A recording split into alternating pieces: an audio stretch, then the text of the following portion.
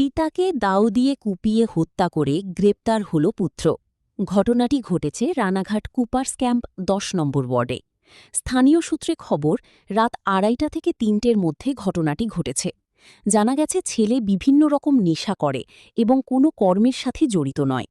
কী কারণে ঘটনাটি ঘটিয়েছে সেটা তদন্ত সাপেক্ষ।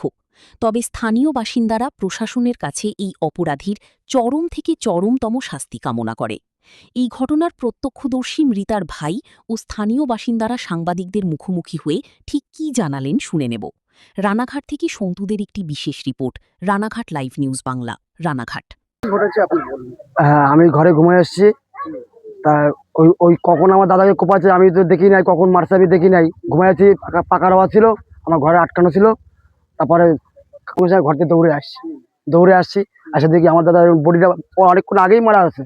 ওই বডিটা এরকম মরা দিয়ে ওটা এরকম খালি এরকম কোপাচ্ছে, এরকম বড় মোটা ভারী দাঁড়িয়ে দিয়ে এরকম খালি কোপাচ্ছে। আর আমি ওই দৃশ্য দেখে আমার পাশের বাড়ির দাদাকেও ডাকছি, পাশের বাড়ির লোকজনকে ডাকছি, আমি কাঞ্চলের বাড়িতেও গেছি। সব লোকজন আমার জ্বরে চলে আসে। পাশের বাড়ি আমার এই অবস্থা হয়েছে, আমার চোখের সামনে আমার দাদাকে, আমার দাদার ছেলে এরকম কোপায় মারছে। সম্পর্কে যে মারা গেছে হ্যাঁ, সে কি হয় আপনার? সে আমার দাদা বড়দা। আর যে মেরেছে সে আমার বড়দার ছেলে, আমার ভাইপো। পুলিশকে ইনফর্ম কখন করেছেন?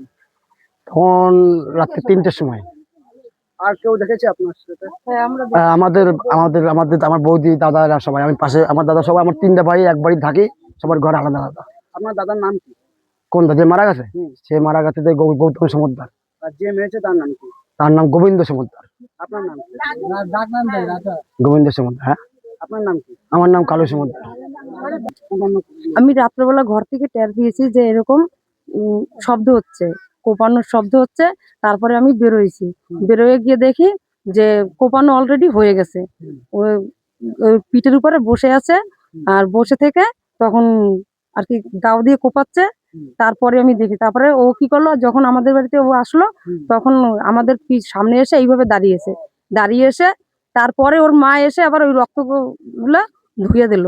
তারপরে সবাইকে ডাকলাম, সবাই আসলো। আসার পরে পুলিশকে খবর দেওয়া হলো। আমাদের কাউন্সিলর বাবুসোনা ও গিয়ে পুলিশকে খবর দিল, পুলিশ আসলো, এসে ওই রাত্রেবেলা লাশ নিয়ে গেল।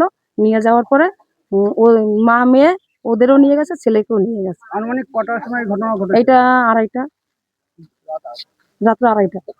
যে মারা গেছে তার সাথে আপনার সম্পর্ক কি? আমার ভাসুর। আর যে মেরেছে তার সাথে? সে আমার ভাসুরের ছেলে। আপনার নাম? আমার নাম কনক সমদ্দার। এখন কি চাচ্ছেন? আমরা চাই এর শাস্তি হোক। আমরা শাস্তি চাই। আপনি কি চাচ্ছেন? যেন ও এখানে আর না আসতে পারে, কেন দ্বিতীয়বার যেন এরকম কাজ না করে। আর এই তো আসেই না আমার পাড়াতে, আমার পাড়ায় না, আমার পাড়া কারে কি মেরে দেবে ঠিক নেই। উনি কি কর্মের সাথে যুক্ত আছেন? যে মেরেছে? যুক্ত আছে একটু আমার ভ্যান যে মারা গেছে, না, যে মেরেছে। যে মেরে গেছে সে কোনো কাজবাজ করে না, নেশাপান্ত করেই, গাঁজা মাজা খায়। ঠিক আছে। আর অতিরিক্ত অত্যাচার মাঝে মাঝে বাবাকে মারে ধরে। মা মেয়ে সবই এর সাথে যুক্ত আছে। পাশে বাড়িও ছিল, মা মেয়ে পাশে বাড়ি ছিল। আর মানে প্ল্যান, পুরো সাজানো প্ল্যান যে বাবাকে মারবে। বাবা নিরীহ, বাবা ভ্যান চালায়। বাবার পাওয়াটা কটা টাকা দিয়েছিল, সেই টাকাটাই পর্যন্ত নিয়ে নিয়েছে ছেলে। আর 3জনই যেন সাজা হয়, মা মেয়ে ছেলে 3জনেই সাজা হয়। মা মেয়ে সাজা। আর আমাদেরও মানে একটু নিরাপত্তা যাতে আমরা থাকতে পারি, সেরকমই আমরা চাই। কেন আজকে ওর বাবাকে মেরেছে, কাকে তো আমাদেরও মারতে পারে না। আমাদের তো শরীর কাঁপছে এই ঘটনা শোনার পরে, শরীরে এখনো কাঁপছে। এই তো হসপিটাল থেকে আসলাম, শরীরে এখনো কাঁপছে আমাদের। কাকে কখন মানে আসে পারে, আবার কাকে কখন কোপ দিয়ে দেয়। আপনার নাম কি? আমার নাম বিশ্বজিৎ বারে।